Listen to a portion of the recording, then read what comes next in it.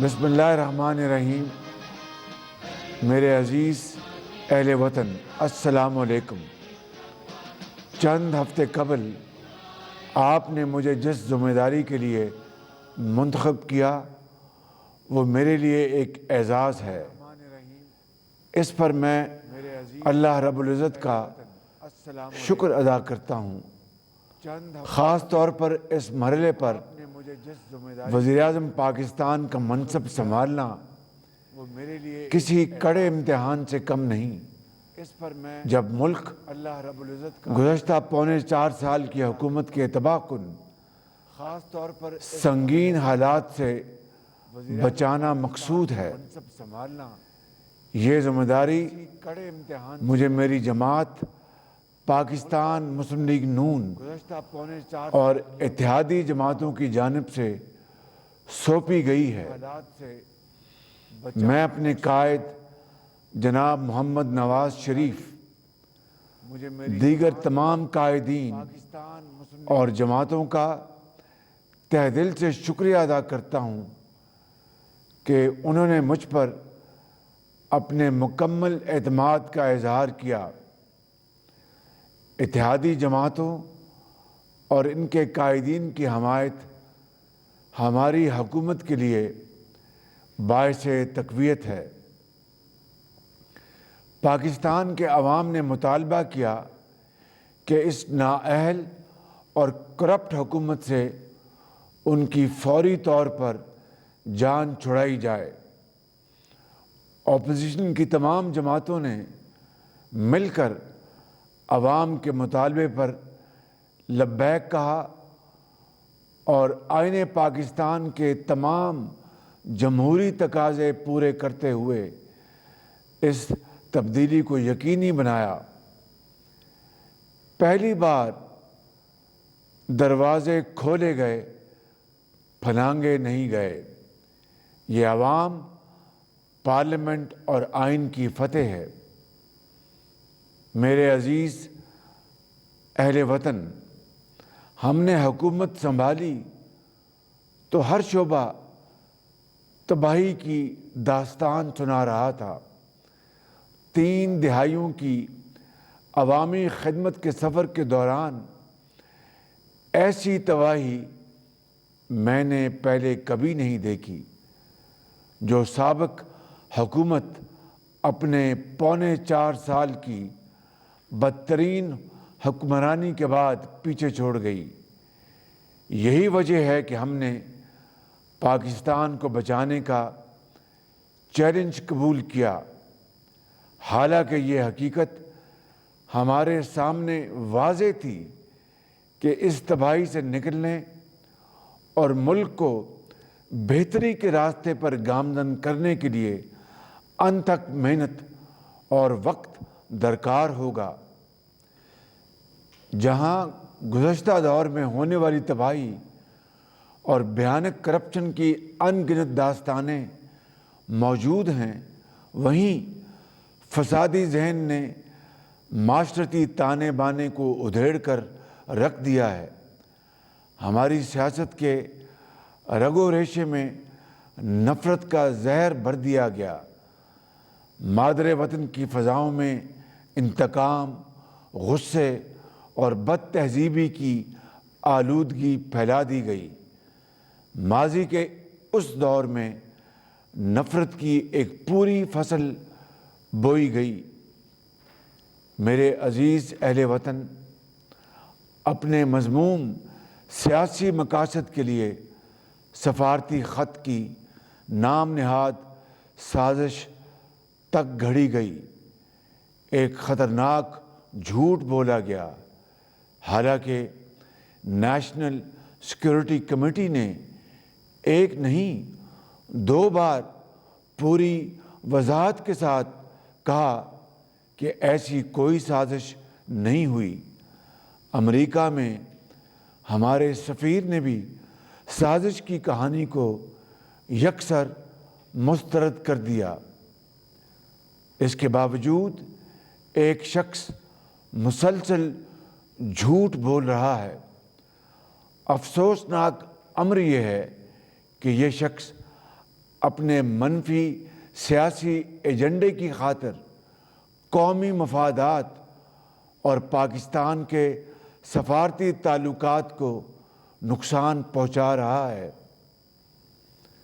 میرے اہل وطن، اگر کوئی شخص یہ سمجھتا ہے کہ اس کا گھمنڈ اور ضد دستور پاکستان اور آئینی اداروں کی متفقہ رائے سے زیادہ مقدم ہے تو یہ اس کی بہت بڑی بھول ہے، کیونکہ پاکستان آئین کے مطابق چلے گا، کسی ایک فرد کی ضد سے نہیں۔ میرے بہنوں اور بھائیوں، آپ کو یاد ہوگا جب وزیر اعظم محمد نواز شریف کے دور میں پاکستان نمایاں ترقی کر رہا تھا، اس ایک شخص نے دھونس، دھمکی اور دھرنے کا ڈرامہ رچایا تھا، وہ بھی ایسے وقت میں جب پاکستان کے عظیم دوست چین کے صدر جناب شی جن پنگ سی پیک کا تاریخی معاہدہ کرنے پاکستان تشریف لا رہے تھے، لیکن اس شخص کی ہٹ دھرمی اور دھرنے سے یہ اہم ترین معاہدہ تاخیر کا شکار ہو گیا۔ میں واضح کر دینا چاہتا ہوں کہ عوام کی جان و مال کا تحفظ یقینی بنانا حکومت کا فرض اولی ہے، اور اس پر کوئی سمجھوتا کیا ہے نہ کریں گے۔ سابق حکومت جن حقائق پر جان بوجھ کر پردہ ڈال رہی ہے، وہ حقائق میں آج انہیں یاد دلانا چاہتا ہوں۔ IMF سے معاہدہ آپ نے کیا، ہم نے نہیں۔ ان کی سخت شرائط آپ نے مانی، ہم نے نہیں۔ عوام کو مہنگائی کی چکی میں آپ نے پیسا، ہم نے نہیں۔ ملک کو اس معاشی دلدل میں آپ نے دھسایا، ہم نے نہیں۔ ملک کو تاریخ کے بدترین قرض کے نیچے آپ نے دفن کر دیا۔ عالمی اداروں نے گواہی دی کہ ملکی تاریخ میں سب سے زیادہ کرپشن آپ کے دور میں ہوئی۔ ملک میں لوڈ شیڈنگ کے اندھیرے آپ واپس لائے، اور آج معیشت کی سانس بند ہوئی ہے تو اس کے ذمہ دار بھی آپ ہیں۔ میرے اہل وطن، میری خدمت آپ کے سامنے ہے۔ آپ گواہ ہیں کہ ماضی میں بھی ہم نے مشکل حالات کا کامیابی سے سامنا کیا، الحمدللہ۔ ہمارے سامنے صرف اور صرف ایک مقصد ہے کہ وطن عزیز پاکستان کو خوشحال اور ترقی یافتہ، یعنی قائد کا پاکستان بنائیں۔ میرے اہل وطن، ہم ہر مشکل فیصلہ کرنے کو تیار ہیں اور ہر ممکن وہ کام کریں گے جس سے قومی ترقی کا سفر تیزی سے آگے بڑھ سکے، نااہلی اور کرپشن کی سیاست کا ہمیشہ کے لیے خاتمہ ہو سکے۔ میرے بھائی اور بہنوں، ہم نے حکومت سنبھالی تو مہنگائی عروج پر تھی، کاروبار، روزگار، معاشی سرگرمیاں ختم ہو کر رہ گئی تھی۔ ڈالر جو 2018 میں ہم 115 روپے پر چھوڑ کر گئے تھے، سابق حکومت کے پونے 4 سال کے دوران ڈالر 189 روپے پر پہنچ گیا، جس سے ایک طرف مہنگائی کی آگ مزید تیز ہو گئی تو دوسری جانب پاکستان پر قرض کا بوجھ بھی ناقابل برداشت ہو گیا۔ گزشتہ پونے 4 سال میں پاکستان کے قرض میں 20,000 ارب روپے سے زیادہ کا اضافہ ہوا، جو 1947 سے 2018 تک 71 سال میں اب تک کی تمام حکومتوں کی طرف سے لیے جانے والے مجموعی قرض کا 80% ہے۔ رواں مالی سال وفاق کے بجٹ خسارے کا تخمینہ 5,600 ارب روپے ہے، جو تاریخ کا بلند ترین خسارہ ہے۔ نااہل سابق حکومت نے صرف اسی سال اتنا خسارہ کیا ہے جس کی ماضی میں کوئی مثال نہیں ملتی۔ اس کے مقابلے میں آپ گواہ ہیں کہ وزیر اعظم نواز شریف نے اپنے دور حکومت میں لیے گئے قرض سے عوام کو 10,400 میگا واٹ بجلی مہیا کی، سڑکوں کا جال بچھایا، بہترین پبلک ٹرانسپورٹ دی، کھربوں روپے کے ترقی اور خوشحالی کے منصوبے بنائے، اور مہنگائی تاریخ کی کم ترین سطح پر لے کر آئے۔ جب ہم نے اب حکومت سنبھالی تو ملک میں 7,500 میگا واٹ کے پاور پلانٹس بند پڑے تھے، کیونکہ سابق حکومت نے مجرمانہ غفلت کا مظاہرہ کرتے ہوئے نہ ایندھن کا بندوبست کیا اور نہ ہی بر وقت بجلی کے کارخانے مرمت کرائے، جس کی وجہ سے عوام مہنگی بجلی اور گھنٹوں لوڈ شیڈنگ کے عذاب میں مبتلا ہوئے۔ میرے اہل وطن، ہم نے دل پر پتھر رکھ کر پیٹرولیم مصنوعات کی قیمتوں میں گزشتہ روز اضافہ کیا ہے۔ یہ فیصلہ ہمیں کیوں اور کن مشکل ترین معاشی حالات میں کرنا پڑا، یہ سچائی آپ کے علم میں لانا بہت ضروری ہے۔ دنیا میں پٹرول اور ڈیزل کی قیمتیں آسمان کو چھو رہی ہیں۔ تیل پیدا کرنے والے ملکوں سے لے کر ترقی یافتہ ممالک سمیت سب اس شدید معاشی صورتحال سے دوچار ہیں، لیکن سابق حکومت نے اپنے سیاسی فائدے کے لیے سبسڈی کا اعلان کر دیا، جس کی قومی خزانے میں کوئی گنجائش نہیں تھی۔ ہم نے اپنے سیاسی مفاد کو قومی مفاد پر قربان کرنا قومی فرض جانا، کیونکہ یہ فیصلہ پاکستان کو معاشی دیوالیہ پن سے بچانے کے لیے ناگزیر تھا۔ اس معاشی بحران میں پاکستان اور اس کے عوام کو سابقہ حکومت نے پھنسایا ہے۔ آج کا یہ مشکل فیصلہ معیشت کو موجودہ بحران سے نکالنے کی طرف ایک اہم قدم ہے۔ میرے بزرگوں، بھائیوں اور بہنوں،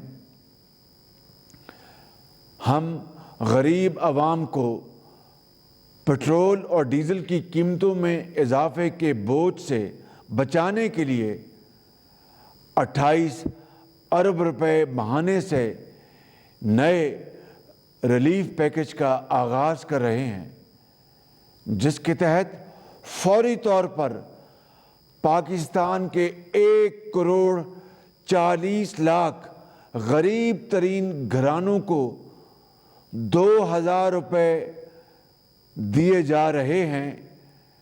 یہ گھرانے 8.5 کروڑ افراد پر مشتمل ہیں، جو پاکستان کی کل آبادی کا 1/3 حصہ بنتا ہے۔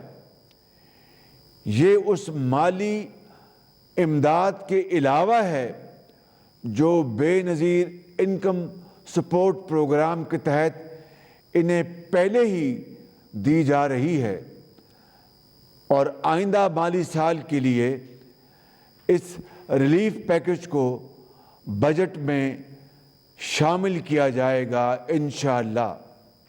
میں نے یوٹیلیٹی سٹورز کارپوریشن کو ہدایت کی ہے کہ پاکستان بھر میں 10 کلو آٹے کا تھیلا 400 روپے میں عوام کو فروخت کیا جائے۔ میرے نوجوانوں، داخلی محاذ کی طرح خارجی محاذ پر بھی گزشتہ 4.25 سال پاکستان کے قومی مفادات کے لیے انتہائی مہلک ثابت ہوئے۔ ہر مشکل گھڑی میں ساتھ نبھانے والے، ساتھ دینے والے پاکستان کے انتہائی قابل اعتماد دوست ممالک کو ناراض کر دیا گیا۔ اب ہم نے ان غلطیوں کی اصلاح اور 2 طرفہ تعلقات کی بحالی کا عمل شروع کر دیا ہے، جو آپ کے سامنے ہے۔ ہم پاکستان کے اس موقف کا پوری قوت سے اعادہ کرتے ہیں کہ جنوبی ایشیا میں پائیدار امن کے لیے بھارت کی ذمہ داری ہے کہ 5 اگست 2019 کے یک طرفہ اور غیر قانونی اقدامات کو ختم کرے، تاکہ بامقصد بات چیت سے جموں و کشمیر سمیت تمام متنازع امور کو حل کرنے کی طرف ٹھوس پیش رفت ہو۔ میرے بھائیوں اور بہنوں، ہمارے سامنے دہشت گردی اور بدامنی کی صورت میں ایک اور چیلنج موجود ہے۔ یہ فتنہ بدقسمتی سے دوبارہ سر اٹھا رہا ہے۔ ہم نے صوبوں کے ساتھ مل کر نیشنل ایکشن پلان کی اثر نو بحالی شروع کر دی ہے۔ یہ قومی مفادات سے جڑے منصوبوں کو تیزی سے مکمل کرنے کے لیے بھی نہایت ضروری ہے۔ گزشتہ 4.25 سال میں میڈیا اور اظہار رائے کی آزادیاں چھین لی گئیں۔ صحافیوں، ناقدین اور سیاسی مخالفین کو سخت ترین سزاؤں سے گزارا گیا۔ پاکستان صحافت اور اظہار رائے کی آزادیوں کے عالمی انڈیکس میں کئی درجے نیچے چلا گیا۔ پاکستان کو صحافت کے لیے بدترین ملک قرار دیتے ہوئے سابق وزیر اعظم کو آزادیاں چھیننے والے آمروں میں شمار کیا گیا۔ حکومت سنبھالتے ہی ہم نے سب سے پہلے سابق حکومت کے اس مجوزہ منصوبے پاکستان میڈیا ڈیولپمنٹ اتھارٹی کو ختم کر دیا، جس کا مقصد میڈیا اور اظہار رائے کی آزادیاں چھیننا تھا۔ میرے بھائیوں، بہنوں اور نوجوانوں، کوئی قوم اندرونی خلفشار پر قابو پائے بغیر ترقی نہیں کر سکتی۔ قوم کی تقسیم اس راستے کی سب سے بڑی رکاوٹ اور اتحاد اور اتفاق اس کے حصول کا واحد ذریعہ ہے۔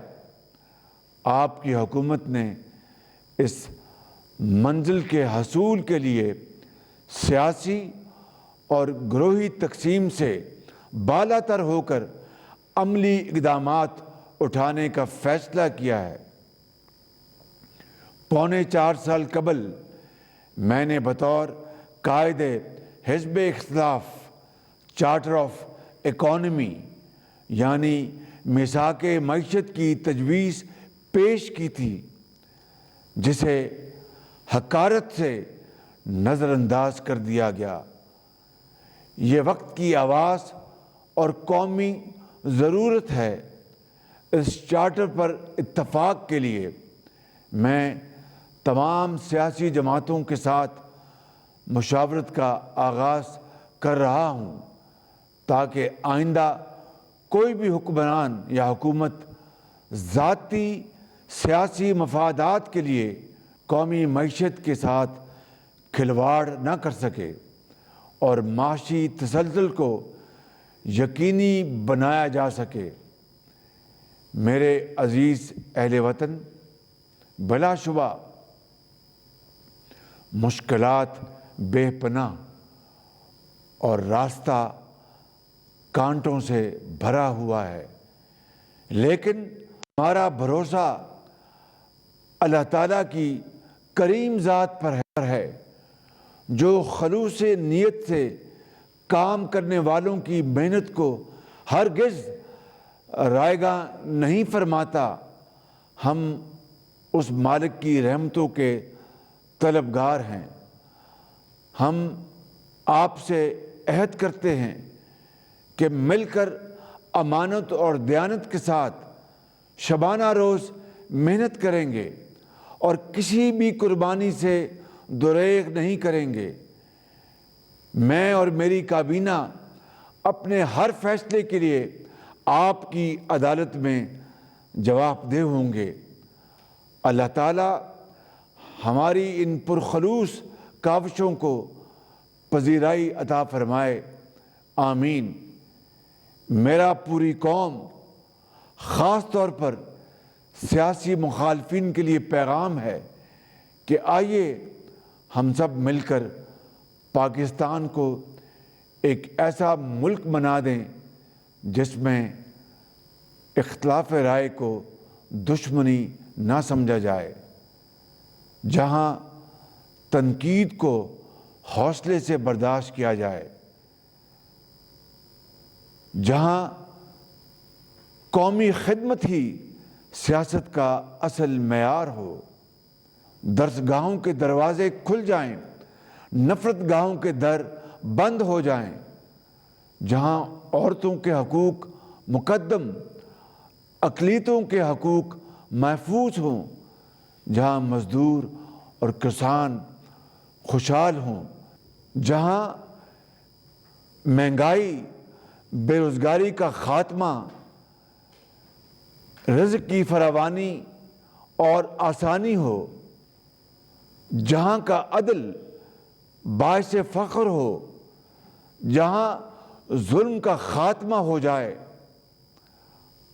اللہ تعالیٰ ہم سب کا حامی و ناصر ہو۔ قائد اعظم زندہ باد، پاکستان پائندہ باد۔